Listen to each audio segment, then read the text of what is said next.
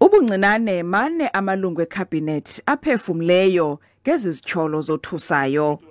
Kumphathiswa wezothutho oshiyayo kwesisikhundla nokwangunobhala walombutho ufikile Mbalula omchaze uDe njengomntu ofadeleyo kwenza umsebenzi wakhe nongumnxaxhi wasekunene.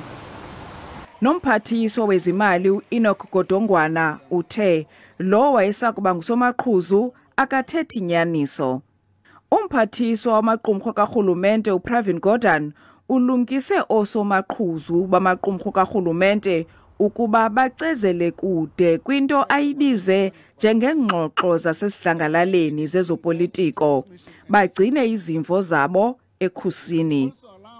Ngoku uMantashe ucela umngeni kuDe ukuba abe nesibindi adize igama lomphathiswa athetha ngaye. All we need from our side is that he must not throw a stone in the bush. You see, he must say Minister X has said this, Minister Y has asked for a cut, and Minister Z has done this. That's all we want. uMantashe bechazile ikomite ngukhala kwimiba yezimbiwa namandla ngabavelisi abazimeleyo bamandla. Uxelele amalungu eParlamente ukuba amandla aveliswa ngezendalo awasosisombululo kwingxaki yocimicimi yombane.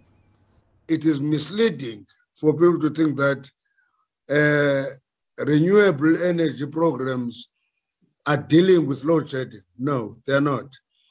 They're important, but their importance is in the medium to long term security of supply, not load shedding.